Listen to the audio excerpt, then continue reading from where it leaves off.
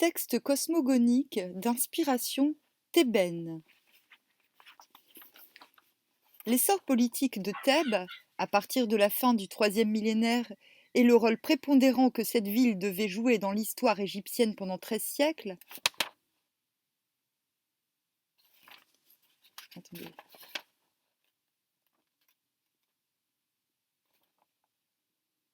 ont amené au premier plan des préoccupations religieuses son dieu Amon, bientôt Amon-Ré. Quand la jeune puissance de sa ville le met en lumière, sous la 11e dynastie, Amon n'est encore qu'un des innombrables dieux locaux dont la théologie propre et les légendes particulières n'ont d'intérêt que local, d'où leur obscurité pour nous. On fabriqua donc, pour Amon, cet énigmatique dieu caché, une cosmogonie qui emprunta la plupart de ses données au prestigieux système classique. Le roi des dieux s'habilla des attributs de Mine, le Coptite, son voisin, de ceux du dieu solaire d'Héliopolis, de ceux de Ptah Menphite, et les thèmes hermopolitains, Ogdoad, Lotus, œuf, vinrent s'intégrer à son cycle. Amon fut, de plus, considéré comme identique au souffle vital qui demeure en toute chose. Les quelques textes groupés ici montrent quelle prétention impérialiste formulent des Thébains, forts de la prospérité de la ville par excellence, confiants dans l'habileté de leurs théologiens et sûrs que le centre de leur grand temple de Karnak recouvre le tertre sacro-saint de la première foi. Extrait d'un hymne au dieu Amon-Ré. Les fragments cosmogoniques qui suivent sont extraits parmi d'autres d'un hymne cultuel conservé sur le papyrus 1350 du musée de Leyde, manuscrit de la 19e dynastie, 1300-1200 avant JC. 26a. Thèbes primordiale. Thèbes sert de modèle à toutes les villes. L'eau et la terre étaient en elle au commencement. Du sable vint, pour marquer la limite des aires arables et aménager son sol ferme, sur la butte. Ainsi la terre fut. Puis les humains se manifestèrent sur elle pour aménager le sol de toutes les villes. B. Le dieu autogène. Ô l'artisan de lui-même dont nul ne connaît les formes, parfaite apparence qui s'est révélée en une sublime émanation, bs, qui façonna ses images, se créa lui-même, puissance parfaite qui rend son cœur parfait, qui associe sa semence et son corps pour donner l'être à son œuf, à son sein mystérieux. C. Amon, premier dieu. L'Ogdoad fut ta manifestation première, jusqu'à ce que tu aies parfait son ombre, étant l'un. Ton corps est caché parmi ceux des anciens. Tu t'es caché en tant qu'Amon à la tête des dieux. Tu t'es transformé en Tatémène pour mettre au monde les divinités primordiales au temps de tes origines initiales. Puis tu t'es éloigné, devenant l'habitant du ciel, établi désormais sous forme de soleil.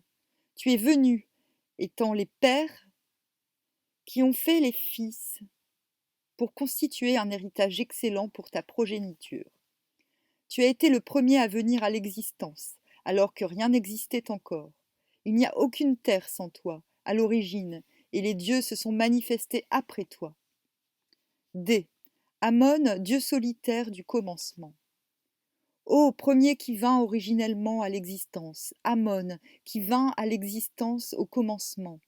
On ne connaît pas l'aspect de ta première émanation.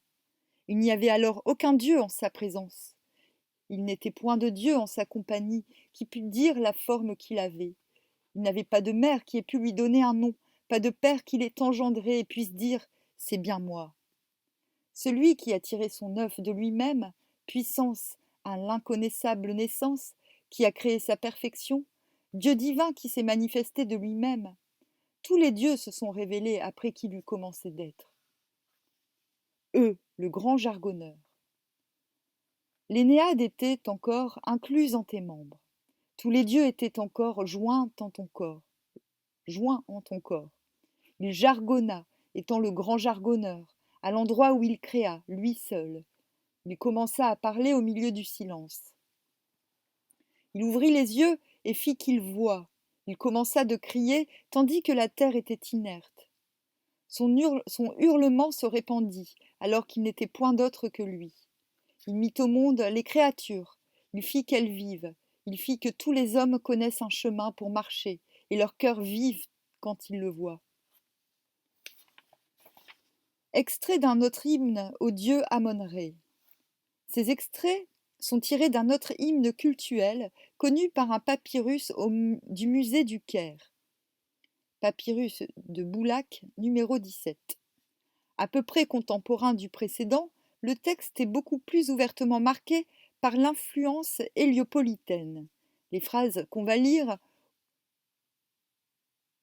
auraient pu tout aussi bien être chantées devant Ré, dans sa ville du soleil, que dans Thèbes.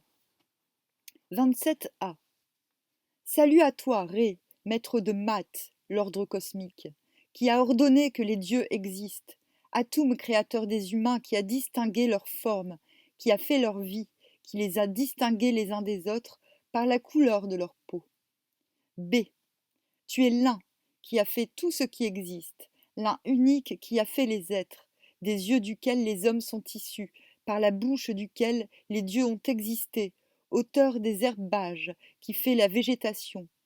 Pour les humains, qui a produit la substance des poissons du Nil et des oiseaux qui volent au ciel, qui donne le souffle vital à celui qui est dans l'œuf et qui anime le petit, qui a produit la subsistance des volatiles comme celle des reptiles et des insectes, qui fournit des provisions aux souris dans leurs trous, etc. C'est Père des pères, de tous les dieux, qui a élevé au ciel et repoussé la terre, autour de ce qui est, Créateur des êtres, souverain chef des dieux, nous adorons ta puissance.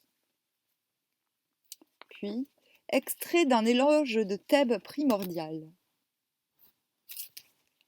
Il s'agit ici d'un texte hiéroglyphique gravé à Karnak, maison mère du culte ammonien, sur le soubassement de la porte donnant accès à la fameuse salle hypostyle du temple. Cette dédicace vante les mérites de Karnak, qui est le microcosme initial et l'assise du macrocosme. Inscrit au temps du pharaon grec Ptolémée VIII, 145-116 avant JC, le texte est réparti en 2 panneaux symétriques de part et d'autre de la porte. 28a. Le lieu où cette porte s'élève est le lieu d'origine et la semence de Noun pour celui dont le nom est caché, ce qu'il a constitué pour lui-même, étant ce qu'il a créé, ce qu'il a coagulé sous le feu de son œil. Et il annonça les choses à venir. Elles vinrent à l'existence aussitôt. Il fonda donc ce qui fut crié par sa voix. Il arrêta le dispositif de ce qui serait par la suite, et il n'ordonna absolument rien de défectueux. Il créa la terre, qui se soulève. Il ouvra les huit. Il fabriqua son propre corps, comme celui d'un enfant sacro-saint qui sortit d'un lotus au milieu de Noun. Il éclaira les terres de ses 2 yeux. Il fit les hommes, il créa les dieux. Il organisa le collège de l'Énéade. Il institua les membres de l'Ogdoade comme ses pères divins et prophètes, avec Chou comme prophète pastophore et Tefnout comme épouse du dieu.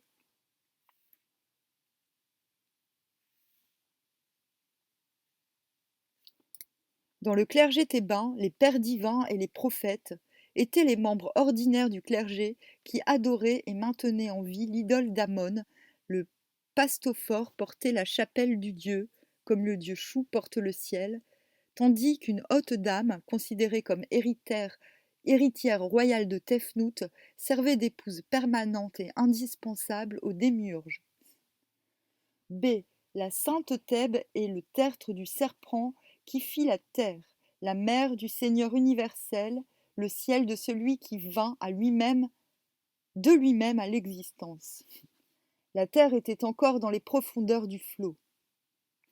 Ammon prit pied sur elle et dissipa toute la torpeur qui le tenait quand il se posa sur sa surface, car elle fut le sol de vie où il vint à l'existence, l'émergence massive qui frémit joyeusement au début. On l'appelle l'orbe du monde entier, car ses pierres d'angle correspondent aux 4 poteaux du ciel et tiennent compagnie au vent. Elles soutiennent la voûte céleste pour celui dont le nom est caché. Le collège primordial des 8 est venu en elle à l'existence, et c'est lui qui fit ensuite ce qui est. Le serpent Kématef était venu à l'existence en elle. Elle devint la déesse mère, le ciel de l'Égypte, la souveraine des 2 terres.